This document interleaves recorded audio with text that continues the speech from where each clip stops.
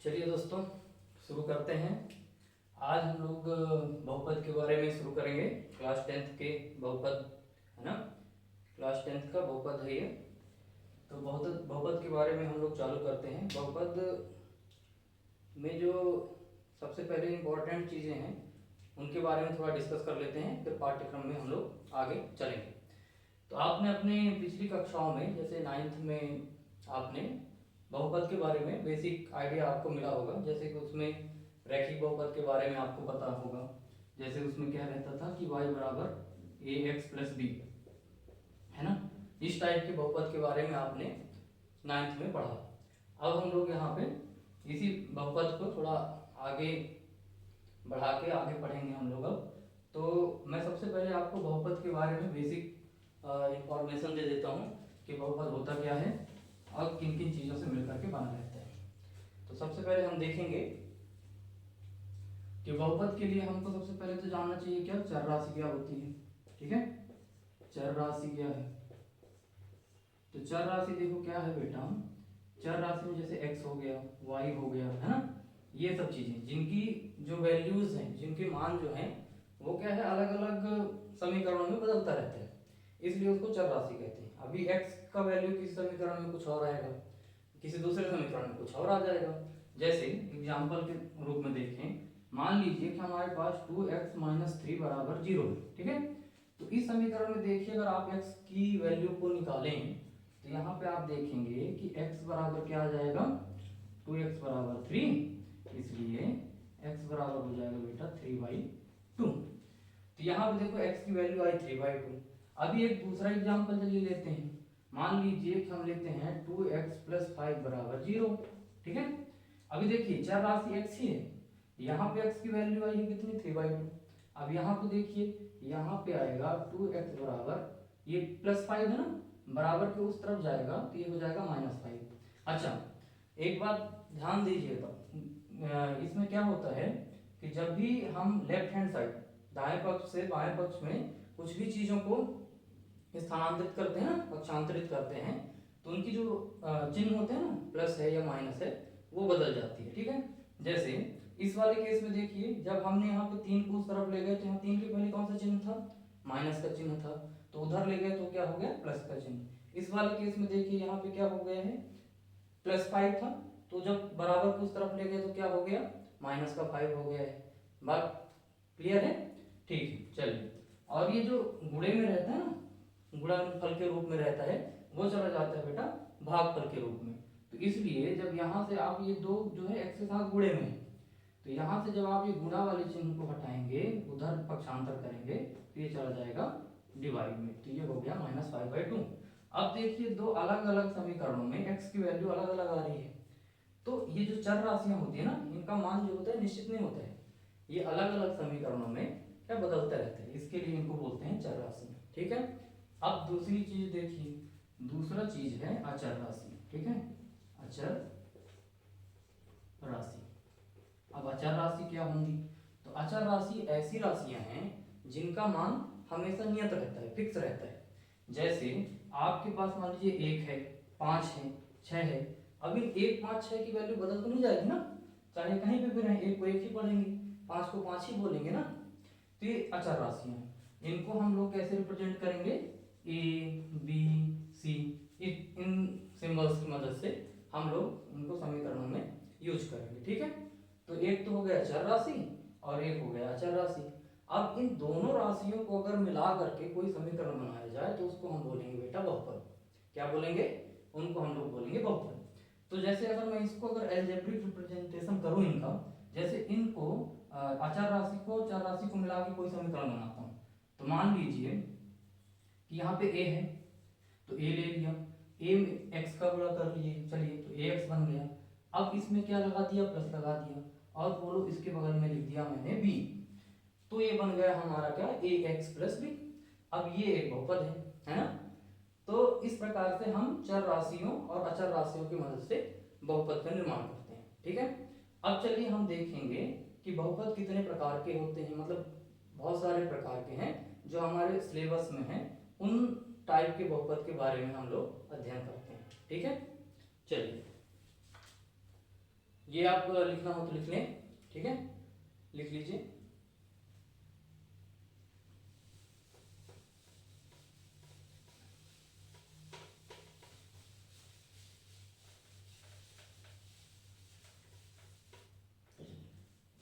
अब देखिए बेटा, अब हमारे पास जो बहुपद के प्रकार है ना, तो इसमें सबसे पहला होगा रेखीय, रेखीय बहुपद, रैखिक बहुपद है ना, रैखिक बहुपद।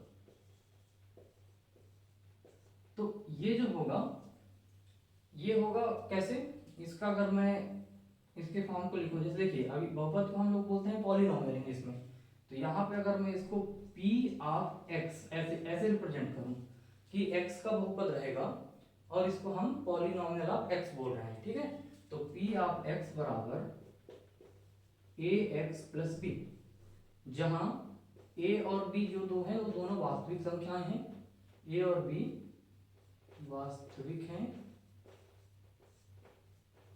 और a जो होता है वो जीरो नहीं होना चाहिए, ठीक है। a की वैल्यू अगर जीरो हो जाएगी तो देखो x वाला टर्म क्या हो जाएगा, जीरो हो जाएगा। तो ये आपका जब चर है ही नहीं तो बहुपद कैसे बोलोगे आप उसको फिर, है ना, मतलब रैखिक बहुपद रह नहीं जाएगा वो। तो इसके लिए a और b जो है दोनों क्या होना चाहिए, वास्तविक होना चाहिए और a बराबर जीरो नहीं होना चाहिए। तो इस प्रकार के फंक्शन को, इस प्रकार का जो समीकरण रहेगा इसको हम रैखिक बहुपद बोलते हैं, ठीक है। अब अच्छा, इसमें एक चीज और जानने की चीजें हैं कि जो ये x है ना, x में देखो अगर यहाँ पे कुछ नहीं लिखा है तो मतलब x की पावर कितनी हो गई हमारी, एक हो गई, तो ये एक घात का बहुपद हो गया।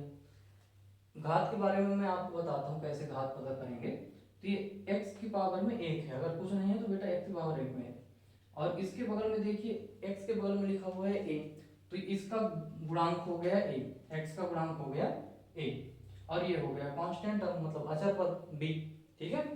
तो अगर मैं आपसे बोलूं कि किसी बहुपद का घात कैसे पता करेंगे, तो अगर किसी बहुपद का हमको घात पता करना है तो उसमें उस समीकरण में हमको देखना है चर राशि को, और चर राशि में जो सबसे बड़ी घात होगी ना वो उस बहुपद का घात हो जाएगा। जैसे एग्जाम्पल के रूप में अगर देखें कि कैसे घात पता करेंगे, मान लीजिए हमारे पास 2x² माइनस 3x प्लस 5 ऐसा कोई बहुपद है, ठीक है। अब मैं इसमें आपसे बात करूं कि यहाँ पे चर राशियां क्या है x, और चर राशि में x का सबसे अधिकतम घात कितनी है, 2, तो इसमें हम बोलेंगे कि इस बहुपद की घात क्या हो गई, 2 हो गई, ठीक है, क्लियर है। एक और एग्जांपल देखते हैं, मान लीजिए हमारे पास है 3x³ minus 2x² plus 3x minus 6। अब ये देखिए ये बहुपद है, तो इसमें अगर आपसे मैं बोलूं कि इसमें हमारे बहुपद का घात क्या होगा, तो इसमें देखिए x की सबसे बड़ी घात क्या है, 3, यहाँ पे x की घात क्या है, 2, यहाँ पे x की घात क्या है, 1, और यहाँ पे x की घात, तो आप तो बोलेंगे यहाँ x है ही नहीं, लेकिन बेटा किसी भी चीज में अगर घात 0 हो तो उसकी वैल्यू होती है 1, क्या होती है 1। कोई भी चीज हो, कोई भी संख्या हो, कोई भी चर राशि हो, अचर राशि हो, अगर उसके घात में हमने 0 लगा दिया तो उसकी वैल्यू होती है 1। तो यहाँ पे मान लीजिए x की पावर है 0, ठीक है, तो यहाँ पे x की पावर 0 मतलब 1, तो 6 1 जा 6 ही आ जाएगा अपने पास। अब इस समीकरण में देखिए x की जो अधिकतम घात थी वो है 3, इसलिए इसकी जो घात हो जाएगी वो हो जाएगी 3, ठीक है। तो इस तरह से हम लोग क्या है घात निकाल लेते हैं ना, किसी भी बहुपद की घात अगर आपसे पूछा जाए तो आप ऐसे बता पाएंगे कि उस समीकरण की जो चर राशि है x है y है उसकी जो अधिकतम घात होगी वही उस बहुपद का घात कहलाएगा। यहाँ तक क्लियर है, चलिए बहुत बढ़िया। तो हम बात कर रहे थे रैखिक बहुपद के बारे में, रैखिक बहुपद के बारे में आपने देखा कैसा बनता है, ax प्लस b टाइप का फॉर्म आता है उसका, ठीक है। अगर मैं बात करूं द्विघात बहुपद को, अभी हमने घातों के बारे में देख लिया है ना, तो अभी द्विघात बहुपद की अगर बात करूं मैं तो ये कैसा होगा, px बराबर ax² plus bx plus c बराबर 0, या ऐसा नहीं लिखते हैं, ये बाद में शून्य निकालने का होगा, हाँ ऐसा। तो px बराबर ax² plus bx plus c, ठीक है। यहाँ पे भी क्या नियम रहेंगे कि a b c तीनों वास्तविक होने चाहिए और a जो है वो 0 नहीं होना चाहिए। अगर a जीरो हो जाएगा तो ये टर्म पूरा का पूरा जीरो, तो बोलो बेटा ये दो घात का बहुपद रह नहीं जाएगा, है ना। तो ये हो जाएगा क्या, bx प्लस c बचेगा केवल, तो ये फिर से वही अपना रैखिक बहुपद बन जाएगा। इसके लिए यहाँ ये a जो है जीरो नहीं होना चाहिए, ठीक है। तो यहाँ पे हो जाएगा क्या कि जहाँ a b और c क्या है, वास्तविक हैं, वास्तविक संख्याएं हैं, और a not equal to zero, ऐसा होना चाहिए, ठीक है। अब हम बात करेंगे, मान लीजिए त्रिघात बहुपद होता तो कैसे लिखते, त्रिघात बहुपद, ये हो जाएगा कैसा, पी एक्स बराबर ए एक्स की पावर 3 प्लस बी एक्स का square plus C X plus D, इस टाइप का हो जाएगा। तो ये हो गया अपना, देखो इसमें x की सबसे बड़ी घात क्या है, 3, तो ये हो गया 3 घात का बहुपद, क्लियर है। जहां a b c और d चारों चारों क्या होने चाहिए, वास्तविक, और a not equal to zero, a बराबर जीरो नहीं होना चाहिए, तो ये 3 घात का बहुपद हो गया, ठीक है। तो हमने यहाँ पे देखा रैखिक बहुपद, द्विघात बहुपद और त्रिघात बहुपद के बारे में हमने यहाँ पे जाना। तो घात समझ में आ गया ना आपको कैसे निकालते हैं, जो भी उसमें चर राशि है उसकी जो अधिकतम घात होगी उस बहुपद की घात कहलाएगी, ठीक है। तो इसमें जैसे ये हो गया ए एक्स प्लस बी, तो इसमें x की अधिकतम घात कितनी थी, 1। यहाँ पे A X square plus B X plus C है, यहाँ पे x की अधिकतम घात कितनी है, 2, तो इसमें क्या घात हो गया उसका, 2। नीचे वाले में क्या हो गया, A X cube plus B X square plus C X plus D, इसमें इस समीकरण में x की अधिकतम घात है 3, इसलिए इस समीकरण का, इस बहुपद का जो घात होगा वो हो जाएगा 3। तो इस प्रकार से हम घातों के बारे में जान लिए। अब हम बात करेंगे इसके शून्यकों की, इसके हलों की, ठीक है। तो आपने जैसे 9th में पढ़ा होगा कि हम रैखिक बहुपद रहता था उसके शून्यक निकालना हम लोगों ने सीखा था। बेटा आप ये साथ साथ समझते भी जाएंगे और आप लिखते भी जाएंगे, ठीक है। अब देखिए, अब हमने पिछले कक्षाओं में कैसे पढ़ा था कि मान लीजिए मेरे पास एक बहुपद है y equal to a x plus b. अब इसकी अगर मैं शून्यक की बात करूं तो इसका जो है शून्यक जो होता है, जितनी बहुपद की घात होती है उतने ही उसके शून्यक होते हैं। तो यहाँ पे हमारे पास बहुपद की घात कितनी है, 1, तो इसका शून्यक भी होगा कितना, 1। अब यदि इसका शून्यक निकालना है, इसका हल निकालना है, तो उसको क्या करेंगे, ए एक्स प्लस बी बराबर कर देंगे 0, ठीक है। तो यहाँ पे क्या हो जाएगा, ए एक्स बराबर, अभी देखो अभी बताया था आपको कि कोई भी चीज बराबर के उस तरफ ले जाएंगे तो उसके पहले का जो चिन्ह होता है वो बदल जाएगा। तो बी के पहले कौन सा चिन्ह है, प्लस का, तो उधर जाएगा तो क्या हो जाएगा, माइनस का बी।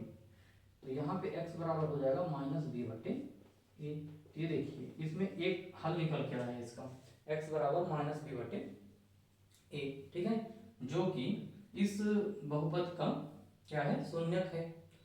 अब देखिए इसमें एक ही घात का बहुपद था ना, इसलिए एक ही शून्यक निकल के आया।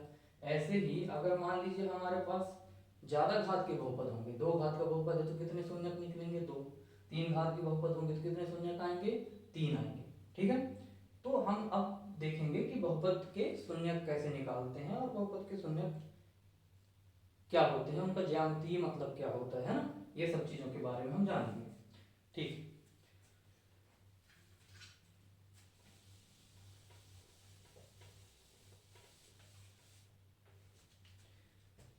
चलिए एक द्विघात बहुपद लेके मैं आपको समझाता हूँ कि आप उसके शून्यक कैसे निकाल सकते हैं, ठीक है। मान लीजिए एग्जाम्पल के रूप में हमारे पास एक द्विघात बहुपद है, कैसे निकालेंगे अभी हम वो सीखेंगे। तो मान लीजिए मेरे पास एक समीकरण है, एक्स स्क्वायर माइनस 5x और प्लस का 6 बराबर 0, ऐसा एक कोई हमको बहुपद दिया हुआ है और पूछ रहा है कि इसके शून्यक निकाल के बताइए, शून्यक ज्ञात करिए। तो ऐसा सबसे पहले तो हम ये देखेंगे कि ये कैसा समीकरण है, कैसा बहुपद है। तो ये देखो बेटा ये 2 घात का बहुपद है, क्लियर है। अब 2 घात के बहुपद हैं तो इसके शून्यक कितने होंगे, 2 होंगे। अब वो दोनों शून्यक हमको निकालने, तो इसमें हम क्या करेंगे, गुणनखंड मेथड का प्रयोग करेंगे। गुणनखंड मेथड के प्रयोग से हम इसके शून्य निकालेंगे। तो इसमें क्या है, ये जो अचर पद रहता है ना, ये अचर पद क्या है इसका 6, और यहाँ पे एक्स स्क्वायर के पहले जो भी गुणांक है, अभी देखिए यहाँ पे जैसे कुछ नहीं है तो यहाँ पे क्या है मतलब 1 है, कहीं पे 3 होगा, कहीं पे 5 होगा, कुछ भी हो सकते हैं।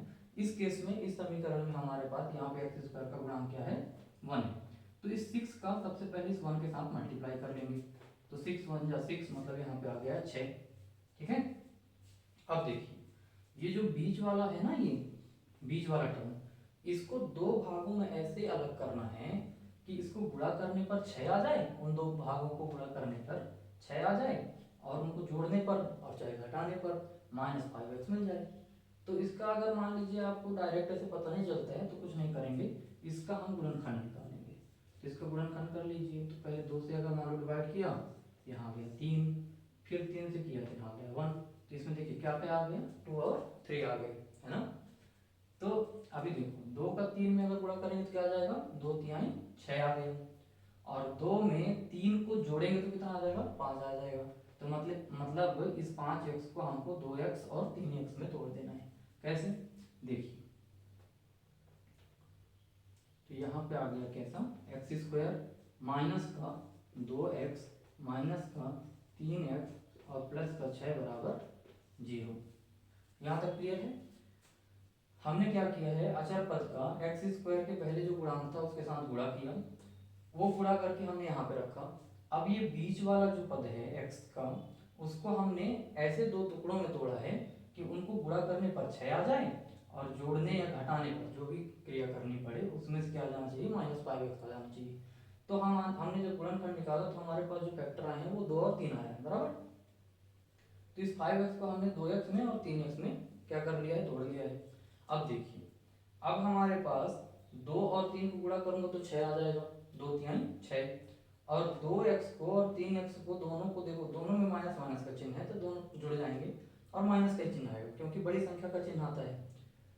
तो यहाँ पे आ जाएगा 2 और 3 में क्या 5 आ जाएगा। ठीक है, जोड़ेंगे तो 3 और 2 5 ही होता है, तो माइनस का 5x भी आ जाएगा। अब देखिए, अब देखो इन दोनों पदों को देखो, इन दोनों में कुछ कॉमन दिख रहा है आपको, इसमें भी x है और इसमें भी x है ना। तो यहाँ से हमने क्या किया, x एक कॉमन ले लिया, तो x कॉमन लिया तो यहाँ क्या बचेगा 1x, और यहाँ से x तो कॉमन में आ गया तो यहाँ क्या बचा 2, तो यहाँ पे बचा ऐसा। अब देखिए बेटा, यहाँ पे देखो क्या कॉमन दिख रहा है दोनों में, 6 में भी 3 होता है ना, 2 तिहाई 6, यहाँ पे भी 3 है, तो यहाँ से हम लेंगे क्या -3 कॉमन।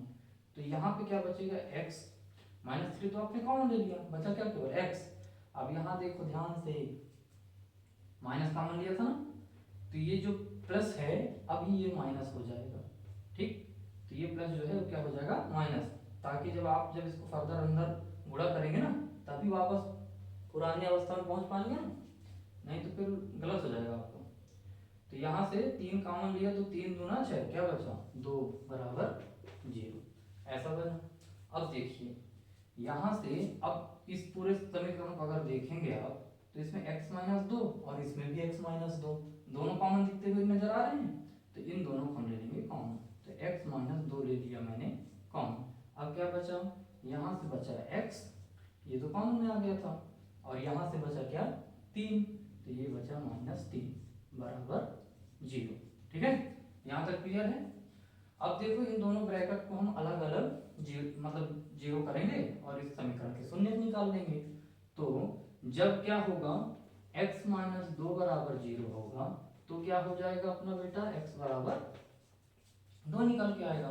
कैसे, x-2 बराबर 0 था, x बराबर 2 को उस तरफ ले गए, माइनस चिन्ह था प्लस में बदल गया, तो x बराबर 2 हो गया। और जब आप x-3 बराबर 0 करेंगे तो यहाँ से आपको मिलेगा x बराबर 3। तो ये देखिए ये जो दो है ना, ये दोनों इस समीकरण के हल है, या यूं कहूं कि ये दोनों इस समीकरण के शून्य है। तो इससे क्या पता चला कि हमारा 2 घात का समीकरण था तो उसके शून्य कितने निकल के आए, 2। ठीक है, तो हम कह सकते हैं कि जितना उसका घात होगा उतने ही अधिकतम उसके शून्य हो सकते हैं, उससे ज्यादा शून्य नहीं हो सकते हैं। तो मान लीजिए 3 घात का होता अगर कोई समीकरण तो कितने शून्य होते, तो उसके शून्य होते 3। अगर 4 घात का होता तो 4, अगर n घात का होता व्यापक टर्म में बात करें अगर हम, है ना, तो अगर n घात का होता तो अधिकतम उसके शून्य हो सकते थे n। ठीक है, तो अभी आपने शून्य में, शून्य क्या है, कुछ नहीं है, उसका हल है। एक घात का होता तो सिंपली उसको जीरो किया बराबर के और उसका शून्य निकाल लिया। दो घात का था तो अभी हमने देख लिया कैसे दो घात के शून्य निकालेंगे। ठीक है, अब देखिए शून्य जो निकाल रहे हैं ना हम, इसका ज्यामितीय अर्थ समझेंगे हम, लेकिन इसके पहले मैं आपको बता दूं कि जैसे मान लीजिए कोई भी फंक्शन है अपना बहुपद का, तो उससे वैल्यू कैसे निकालते हैं, तो अपन वैल्यू निकालना सीखेंगे।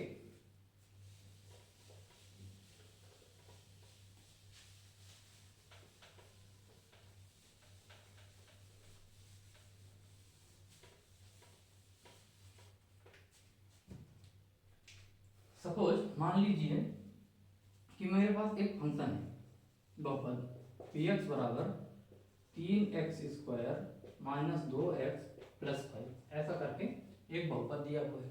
अब मैं बोल रहा हूँ कि बेटा ये बहुपद हमारे पास है, इसमें आप मुझे x बराबर 2 पर इस बहुपद का मान बताइए। जब x बराबर 2 रहे तो इस बहुपद का मान क्या होगा, तो इसको कैसे निकालेंगे, तो p बराबर p(2), ठीक है। तो यहाँ x के जगह में हमको क्या रखना है, जहां जहां समीकरण में x आएगा वहां वहां पे हमको 2 रख देना है और उसको हल कर लेना है, उससे हमारा वहां पे वैल्यू निकल जाएगा। तो p(2) बराबर 3 2 का स्क्वायर माइनस 2 गुणे 2 प्लस 5। यहाँ तक क्लियर है। अब देखिए 3 गुणे 2 का 2 बार पढ़िए बेटा, 2 दूना 4 आ गया, माइनस 2 दूना 4 आ गया और प्लस ये 5 तो था ही। अब देखिए 4 तिहाई 12 माइनस 4 और प्लस का 5। अब देखिए पहले इसके भी पहले क्या चिन्ह लगा हुआ है, मतलब कुछ नहीं है, उसका मतलब क्या होगा कि वहाँ पे प्लस का चिन्ह लगा हुआ है। ठीक है, तो यहाँ से 12 और ये प्लस 5, ये दोनों को जोड़ लेते हैं और उसको 4 में घटा लेंगे फिर, तो 12 और 5 क्या हो गया 17 और माइनस 4। तो अब देखो 17 में से 4 घटाया कितना आ गया, बोलिए 13 है ना, तो 13 आ गया। तो यहाँ से हमको क्या पता चला कि p(2) बराबर इस बहुपद में p बराबर 2 रखने पर इसका जो हल आएगा, इसका जो आंसर आएगा वो कितना आएगा, p बराबर 2 पर इसका मान है 13। ठीक है, तो इस प्रकार से अगर कोई भी समीकरण दिया रहेगा आपको, कोई भी बहुपद दिया रहेगा और उसमें किसी भी बिंदु पर मान पूछे आप बता सकते हैं। ठीक है, चलिए एक और आपसे छोटा सा एक्सरसाइज करवा लेते हैं।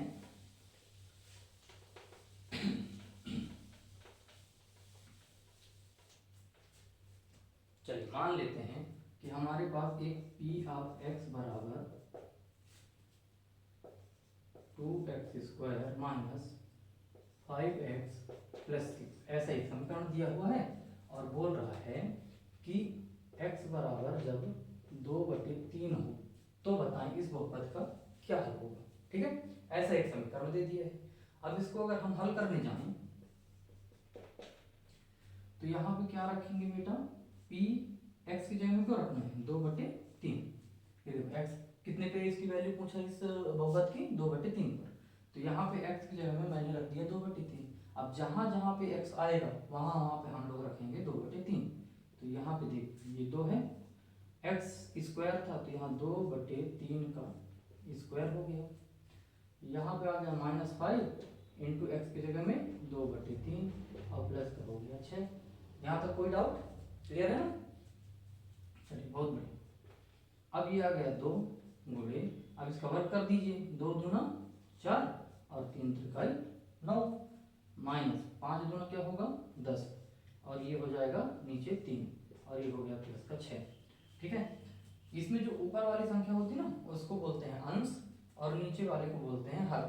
ठीक है ना, ये तो पता होगा आपको, ऊपर वाले को अंश बोलते हैं और नीचे वाले को हर बोलते हैं। तो अंश का अंश अंश में गुणा हो जाएगा, हर का हर में गुणा हो जाएगा। तो अभी देखिए और इसको सरल करेंगे जब, तो 4 दूना 8 divided by 9 minus 10 divided by 3 plus 6। मान लीजिए इसके बटे में कुछ नहीं, इसके बटे में 1 लिख सकते हैं अपन। ठीक है, अब देखिए आपको लघुत्तम लेना तो आता होगा, नहीं आता तो इधर देखिए ध्यान से, 9 3 का कैसे लघुत्तम लेंगे, 9 है 3 है। अब इसको देखो इसको सबसे पहले छोटी संख्या से डिवाइड करेंगे तो हमारे पास ये दोनों जो है वो किससे डिवाइड हो रही हैं 3 से। तो यहाँ से अपन ने 3 से डिवाइड किया तो यहाँ आ गया 3 और यहाँ आ गया 1, फिर 3 से किया तो यहाँ आ गया 1 और ये तो 1 है ही।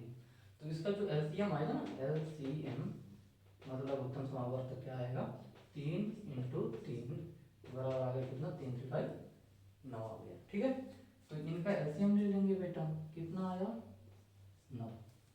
यहाँ तक क्लियर है। अब देखिएगा, ध्यान से देखिए, ये 9 का जब आप डिवाइड करेंगे तो कितनी बार में ये 9 डिवाइड हो जाएगा, 9 9 एक 9, एक बार में हो गया ना, तो 1 आया। इस 1 का जो है उसके अंश के साथ में गुणा करना है, तो 1 का 8 में गुणा करेंगे तो 8 एक 8 आ गया। यहाँ पे क्या चिन्ह लगा हुआ है, माइनस। अब 3 का पहाड़ा पढ़िए कि 9 आ जाए, तो 3 त्रिकाय 9, कितनी बार पढ़ा हमने, 3 बार। अब उस 3 का गुणा करेंगे किसके साथ, 10 के साथ, तो 10 तिहाई 30 हो जाएगा। प्लस यहाँ पे पढ़िए, 1 का पहाड़ा पढ़िए कितने बार पढ़ना पड़ेगा, 9 बार, तो 9 आ गया। 9 का पहाड़ा पढ़िए 6 बार, तो 9 का पहाड़ा पढ़िए 6 बार, कितना आएगा 54, तो यहाँ गया 54। ठीक है, अभी देखो पिछले सवाल में बताया था ना आपको, प्लस प्लस वालों को अपन जोड़ देंगे और फिर माइनस वाले के साथ घटा देंगे। तो यहाँ पे क्या आ जाएगा बेटा, यहाँ पे आ जाएगा 54 में 8 अपन को जोड़ना है, ये हो जाएगा कितना 62, है ना, 62 माइनस 30 और डिवाइडेड बाई 9। अब चलिए 62 में से 30 घटा दीजिए, कितना आया 32 और डिवाइडेड बाई 9। तो इस जो समीकरण दिया था हमारे पास बहुपद, उसमें p आप 3/2 रखने पर, सॉरी p आप 2/3 है, 2/3 रखने पर इस बहुपद का हल जो है, इसका आंसर जो है वो आएगा कितना 32/9। ठीक है, तो इस प्रकार अगर कोई भी आपको बहुपद देगा और किसी भी बिंदु पर आपसे कोई वैल्यू पूछता है तो क्या हो जाएगा, वो उसका आंसर निकाल पाएंगे आप। ठीक है, अब मान लीजिए ऐसा ही एक कोई केस हो और किसी एक बिंदु पर आपसे उसका समीकरण का हल निकलवाए और आप जब हल निकाल रहे हो तो हल निकालते निकालते उसका जो आंसर आएगा ना वो 0 आ जाए। तो अगर 0 आ जाएगा तो उस केस में हम ऐसा बोलेंगे कि वो जो x बराबर जिस बिंदु पे हमने उस बहुपद का मान निकाला है ना, वो उसका एक शून्यक है ना। शून्यक पे अपन कैसे निकाल रहे थे, 0 करके निकाल रहे थे ना, जो भी समीकरण था उसको बराबर 0 करके। तो जिस वैल्यू पर, जिस भी x के मान पर अगर उस बहुपद का हल 0 आ जाएगा तो हम कहेंगे कि वो जो है उस बहुपद का एक शून्यक है। ठीक है, चलिए अब हम लोग इसका ज्यामितीय अर्थ समझते हैं कि बहुपद का ज्यामितीय अर्थ क्या होता है। ठीक है, पहले आप बेसिक समझ लीजिए, फिर हम प्रश्नावली के सारे सवालों को हल कर लेंगे धीरे धीरे से। ठीक है, बहुपद के बारे में ज़्यादा कठिन चैप्टर नहीं है, काफ़ी आसान है, बहुत अच्छे से आप ध्यान से देखिए, सारा कुछ समझ में आपको आ जाएगा। ठीक है, अब ज्यामितीय अर्थ, बहुपद के शून्य का ज्यामितीय अर्थ क्या है, अगर ये हम देखने जाएं तो चलिए एक सवाल से इसको समझने की कोशिश करते हैं। मान लीजिए कि y बराबर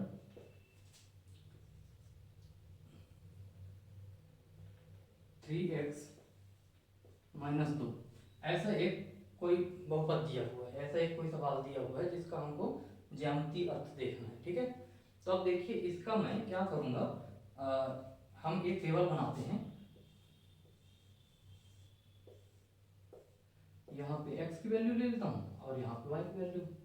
तो जब मान लीजिए इसमें हम अपने हिसाब से, अपने मन से जो मन करेगा उसके हिसाब से हम x की वैल्यू या x की वैल्यू रखेंगे और उसके करस्पॉन्डिंग y की वैल्यू निकालेंगे, जैसा कि अभी अपन ने सीखा था। तो यहाँ पे मान लीजिए x की वैल्यू अगर मैं 1 ले लूँ तो इस समीकरण में अगर x बराबर 1 रखेंगे, जब x बराबर क्या है 1 है, तो y बराबर क्या आ जाएगा 3 इंटू 1 माइनस 2, तो बराबर 3 माइनस 2, तो यहाँ आ गया 1। तो x बराबर 1 तो y बराबर भी क्या आ गया 1। अब x बराबर मान लीजिए मैं 2 ले लेता हूँ, तो जब x बराबर मैंने 2 लिया तो y बराबर क्या आ जाएगा 3 गुणे 2 माइनस 2, 3 गुना 6 माइनस 2 बराबर 4। तो जब x बराबर मैंने 2 लिया तो यहाँ y बराबर आ गया 4। हमको बेटा मिनिमम 2 बिंदु तो चाहिए, है ना, किसी भी ग्राफ को, किसी भी ज्यामिति को समझने के लिए। अब देखिए, अब मैं इसका ना ग्राफ बनाता हूँ। देखिए आपने बचपन में भी बहुत सारे ग्राफ बनाए होंगे, आप यहाँ ध्यान से समझिए। ये जो सीधी लाइन खींची मैंने इसको बोलते हैं y अक्ष, और यहाँ पे जो खींचा इसको बोलते हैं एक्स अक्ष, और जहाँ पे दोनों काटते हैं ना इसको बोलते हैं मूल बिंदु। मतलब यहाँ पे एक्स का भी निर्देशांक 0 रहेगा और वाई की भी वैल्यू 0 रहेगी। ठीक है, हम इस दिशा में जैसे जैसे आगे बढ़ते जाएंगे यहाँ एक्स जो है पॉजिटिव रूप में बढ़ता जाएगा, 1 2 3। तो मान लीजिए यहाँ पे 1 है, यहाँ पे 2 है, यहाँ पे 3 है, यहाँ पे 4 है, ऐसे बढ़ेगा। ठीक है, और अगर पीछे की तरफ हम तो यहाँ निगेटिव में जाते जाएंगे, -1 -2 -3 ऐसे। ठीक है, ऊपर जाओ तो यहाँ पे हम इसको लिख देते हैं एक्स डैश, यहाँ पे हो जाएगा वाई और सिमिलर यहाँ पे हो जाएगा वाई डैश। मतलब ऊपर पॉजिटिव और नीचे निगेटिव। ठीक है, तो यहाँ पे आ गया 1, यहाँ पे 2, यहाँ पे 3, यहाँ पे 4 और यहाँ पे भी ऐसे ही 1 2 3 और 4, लेकिन ये सब कैसे रहेंगे माइनस में। ठीक है, नीचे वाली वैल्यू माइनस में रहेगी। अब देखिए यहाँ पे x कितना था हमारा 1, तो y कितना आया था 1। तो हमने क्या किया, इन दोनों बिंदुओं को मिलाते हुए यहाँ पे एक बिंदु बना दिया जिसकी वैल्यू क्या थी 1, ऐसा। ठीक है, इसमें मैं 1 और 1 दोनों पॉजिटिव था इसलिए x भी पॉजिटिव लिया और y भी पॉजिटिव की तरफ लिया। अगर मान लीजिए y नेगेटिव होता तो हमको ये बिंदु कहाँ पे मिलता है, यहाँ पे नीचे। ठीक है, अब दूसरा देखिए x बराबर जब 2 था, x बराबर जब यहाँ पे 2 था तब y बराबर क्या आया था 4। तो जब ये 2 था तब ये 4 था। तो यहाँ पे देखिए ध्यान से, ये देखिए यहाँ पे बिंदु मिला। ठीक है हमको, तो ये क्या हो जाएगा 2, 4। अच्छा, ये ब्रैकेट में जो लिखते हैं ना इसमें सबसे पहले x लिखते हैं फिर y लिखते हैं। ठीक है, तो जो भी लिखा है जैसे यहाँ पे 2 लिखा तो पहले किसकी वैल्यू लिखी x की, उसके बाद किसकी लिखी y की, तो x और y। अब देखिए दो बिंदु आपको मिल गई हैं। ठीक है ना, ये समझ में आया आपको। तो ये जो दो बिंदु मिली है ना इन दोनों को मिलाते हुए हमको क्या करना है, एक रेखा खींच देनी है। तो इन दोनों को मिलाते हुए मैं एक रेखा खींच देता हूँ ऐसे। ये देखिए ये एक स्ट्रेट लाइन, एक रैखिक समीकरण भी था ये एक रैखिक समीकरण है ना, x बराबर y बराबर 3x - 2 एक घात का। तो यहाँ पे एक लीनियर बहुपद मिला। अब इसमें देखिए क्या है इसका ज्यामितीय अर्थ, यहाँ पे देखिए x को अगर हल करते हैं आप, अगर इसमें हम क्या करते हैं इसको अगर हल करते हैं तो 3x - 2 बराबर 0 करते हैं। तो यहाँ से एक शून्य जो निकलता है वो आता कितना 2/3, कितना आता। तो ये जो x है ना ये देखिए 2/3 मतलब 1 से कम है ना, थोड़ा 1 से कम है। तो ये जो लाइन जा रही थी ना देखो x अक्ष को कहाँ पे काट रही है, यहाँ पे काट रही है। ठीक है, जो 1 से थोड़ा सा कम है। तो इसका जो ज्यामितीय मतलब हुआ इस शून्य का वो ये है कि ये जो समीकरण है वो x अक्ष को कहाँ पे काटा। ठीक है, तो x बराबर 2/3 पर, और कितनी जगह पर काटा 1। तो इसके कितने हल है 1। तो x अक्ष को जितनी जगह पर काटेगा कोई समीकरण या कोई बहुपद वो उसका उतना हल हो जाएगा। ठीक है, तो जैसे इसमें 1 घात का था तो इसमें 1 हल आ गया। अभी 2 घात का होता तो 2 हल आ सकते थे, 3 घात का होता तो 3 हल होता। ठीक है, तो हम अब क्या देखेंगे कि कोई भी फंक्शन जो x का जो बहुपद है ना, x का जो भी बहुपद रहेगा वो x अक्ष को जितनी जगह पर कट करेगा उतने उसके शून्य होंगे, उतने उसके हल होंगे। ठीक है, तो अब चलिए कुछ मैं आपको ग्राफ समझाता हूँ, ग्राफ बताता हूँ, उसमें से हम लोग देख लेंगे कितने शून्य निकलेंगे। ठीक है, बहुत बढ़िया, ये आप लिख लेना पूरा अच्छे से।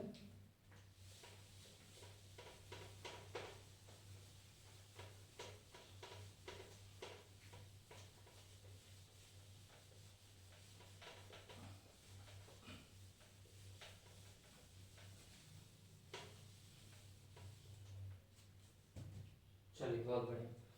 तो अब हम लोग देखेंगे ग्राफिकल रिप्रेजेंटेशन के माध्यम से शून्यकों की संख्या कैसे निकालते हैं। तो फॉर एग्जांपल हम कुछ 2-3 एग्जांपल करेंगे। जैसे एग्जांपल एक ये है, मैं एक ग्राफ बनाता हूँ, आप बताइएगा कि कितने हल होंगे उसके। जैसे मान लीजिए कि कोई समीकरण ऐसा गया और ऐसा चला गया। ठीक है, एक एग्जांपल नंबर 2,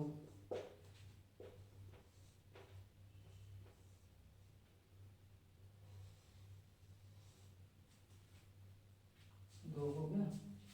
एग्जांपल नंबर 3,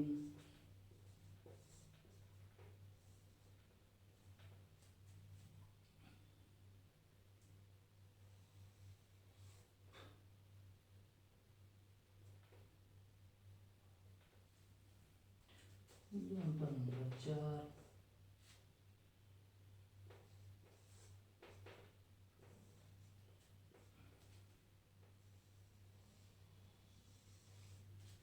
चलिए, तो ऐसे ये 4 ग्राफ दिए हुए हैं हमारे, ठीक है। एक और ले लेते हैं, चलिए एक एग्जाम्पल और समझ लेते हैं।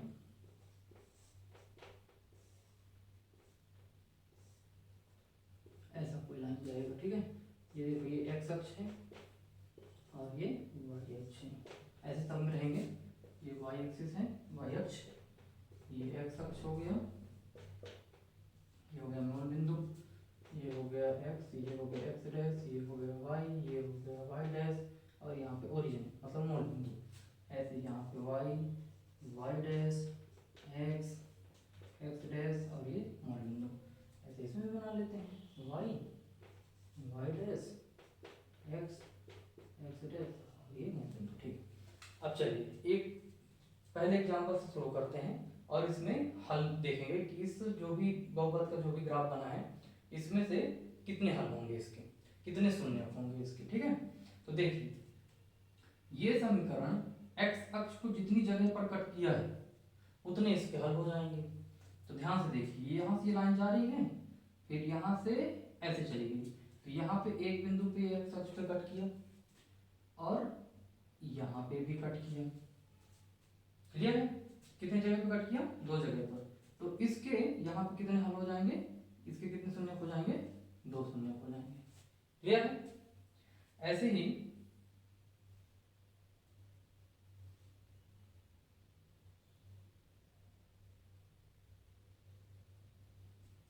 आप दूसरा समीकरण देखते हैं बेटा, दूसरा फलन देखते हैं। इसमें जो ये x है ना, ये देखिए इसको कितने जगह पे कट कर रहा है? एक जगह ये हो गया, एक जगह ये हो गया और एक जगह ये हो गया। तो टोटल इसके कितने हल हो जाएंगे? 3 हल हो जाएंगे। ये वाले में देखिए, ये जो है ना x अक्ष को कितने जगह पे कट कर रहा है? एक जगह पर। तो इसका यहाँ पे कितना हल हो जाएगा? 1 हल हो जाएगा, ठीक है। इस वाले समीकरण में देखिए, इस कितने जगह पे x को कट कर रहा है? x अक्ष को कहीं पे कट कर रहा है क्या? कहीं पे कट नहीं कर रहा है। तो इसमें क्या इसमें क्या हो जाएगा? कितना हल हो जाएगा? 0 हो जाएगा, क्योंकि कहीं पे x को कट नहीं कर रहा है। और जो x बराबर ये अगला एक जो फलन दिया है, ये ग्राफ दिया है, इसमें क्या हो रहा है कि देखिए x अक्ष पे एक बिंदु पर यहाँ पे कट कर रहा है, एक यहाँ पे कट कर रहा है और यहाँ पे कट कर रहा है। तो इसमें कितने हल हो गए? 3 हल हो गए। तो इस प्रकार से अगर कोई भी बहुपद जितनी जगह पे x अक्ष को कट करेगा ना, हाँ ये ध्यान रखिएगा कि ये x का बहुपद है, ठीक है ना, p ऑफ x। तो ऐसे हल आपके सामने आप शून्यकों की संख्या बता देंगे। बोलिए, क्लियर है? x अक्ष को जितनी जगह पे कट कर रहा है उतना उसके हल होंगे, ठीक है। चलिए, बहुत बढ़िया। अब सबसे मजे की चीज, एक चीज बताना है, वो ये है कि कोई भी समीकरण जो है, कोई भी बहुपद दिया है, वो बहुपद है कि नहीं है, ये कैसे पहचानेंगे हम कि वो बहुपद है कि नहीं है ना? तो बहुपद पहचानना भी है अपने को, बहुपद है कि नहीं। तो ध्यान से देखिए, अभी मान लो मैं आपके सामने कुछ एग्जांपल रखूं, जैसे मान लीजिए कि 3x² - 2x + 3, ये बहुपद है कि नहीं? तो अभी हमने देखा था ax² + bx + c, ऐसे टाइप के बहुपद होंगे, तो ये बहुपद है। ध्यान देने बात ये है बेटा कि बहुपद कब नहीं होगा? तो बहुपद नहीं होगा यदि कोई भी फंक्शन क्या होगा? बटे के रूप में रहेगा। जैसे अगर एक एग्जांपल लिखूं मैं 1/x - 3, अब बताइए क्या ये बहुपद है? तो इस केस में इसको बहुपद नहीं कहेंगे, ये बहुपद नहीं, ठीक है। और दूसरा एक केस है, अगर चर राशि क्या होगा? वर्गमूल के अंदर आ जाए, वर्गमूल के अंदर अगर कोई चर राशि आ जाए, ठीक है, तो वो समीकरण भी हमारा वो बहुपद नहीं कहलाएगा। जैसे अगर इसमें अगर एग्जांपल लिखूं 3x² - 5 √x + 3, ये क्या बहुपद है? तो समीकरण को ध्यान देखिए, ax² + bx है क्या? ये यहाँ पे क्या लगा हुआ है? चर राशि पे अंडर रूट, तो ये बहुपद नहीं होगा, ठीक है। एक और देखें, जैसे मान लीजिए 3x² - 6 √x² + 5x - 3, क्या ये बहुपद है? अभी तो मैंने बताया था कि x पे अगर मतलब चर राशि पे अगर वर्गमूल लगा है तो हमारा ये बहुपद नहीं होगा। लेकिन ये गलती नहीं करना बेटा, ध्यान से देखिए यहाँ पे ये जो एक्स स्क्वायर है ना ये वर्गमूल से बाहर आ जाएगा, तो इसको कैसे लिखेंगे, इसको लिखेंगे 3x² माइनस 6, एक एक्स बाहर आ जाएगा तो 6x प्लस 5x माइनस 3, तो ये हो जाएगा कैसा 3x² माइनस एक्स, 6x में से 5x घटेगा कितना बचेगा 1, और बड़ी संख्या की चिन्ह है इसलिए बड़ी संख्या का चिन्ह आ गया और माइनस का 3। अब देखिए बहुपद है कि नहीं है ना, तो केवल दो केसेस हैं, यदि कोई बटे के रूप में अगर आपको मिल जाए और या तो फिर चर राशि में अंडर रूट रहे, तो वो दो केस में वो बहुपद नहीं होगा, बाकी सारे बहुपद होंगे। ठीक है, और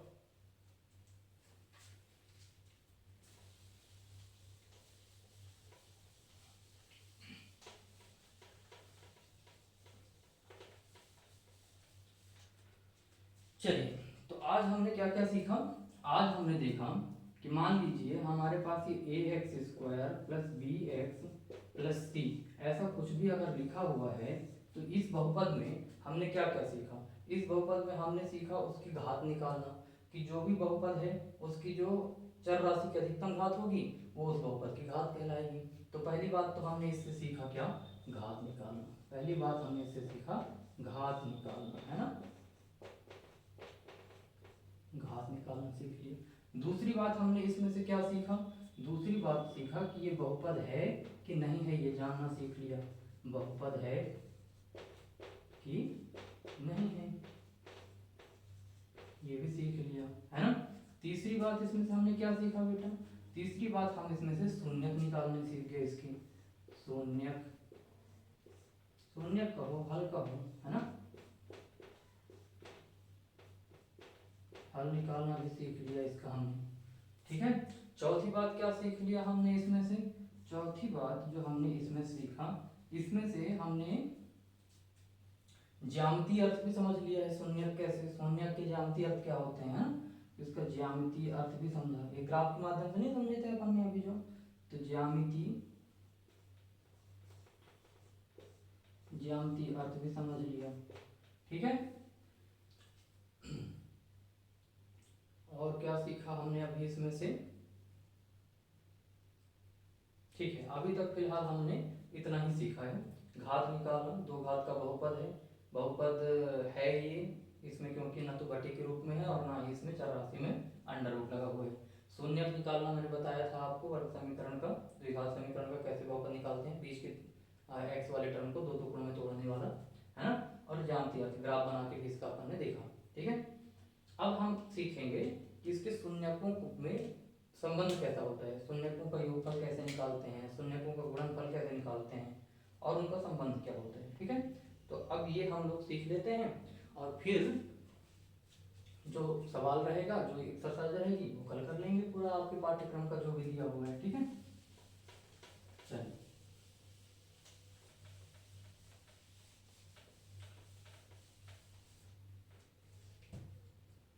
अच्छा ये बताइए, मान लीजिए यहाँ पे लिखा हुआ है 7u⁴ minus 7 minus 5u⁴ plus 3u⁴ minus 6u² plus u plus 7 बराबर 0, ऐसा एक समीकरण लिखा हुआ है। ठीक है, अब ये बताइए पहली बात ये बहुपद है कि नहीं है, ध्यान से देखिए, कहीं पे बटे हैं नहीं है ना, कहीं पे भी चर राशि u है ना, ये चार मत समझ लेना यार, ये सब u बनाया है मैंने, ये सब u है। ठीक है, ये u है, तो ये जो u है ना, u की यहाँ पे हम लोगों को देखना है कि कहीं पे अंडर रूट लगा है क्या u में, नहीं लगा है ना, मतलब ये बहुपद है। अब यहाँ पे देखो इस समीकरण की अगर मैं घात पूछूं, इस बहुपद की अगर मैं आपसे घात पूछूं, तो इस समीकरण को ध्यान से देखिए, यहाँ पे u की घात कितनी है 6, यहाँ पे u की घात 4 3 2 1 और 0, तो यहाँ पे u की जो अधिकतम घात है वो कितनी है 6, अतः इस बहुपद की घात कितनी होगी 6 होगी। और इस बहुपद के अधिकतम कितने हल निकल सकते हैं, इस बहुपद से अधिकतम जितनी घात होगी अधिकतम उतने ही हल निकल सकते हैं, उससे ज्यादा नहीं निकल सकते, तो अधिकतम कितने हल हो सकते हैं इसके 6 हो सकते हैं। ठीक है, अब चलिए बात करते हैं शून्यक निकालना, शून्यक कैसे निकालते हैं। ठीक है, शून्यक निकालना सीखेंगे और शून्यकों में क्या संबंध होता है वो भी सीख लेंगे। क्लियर है,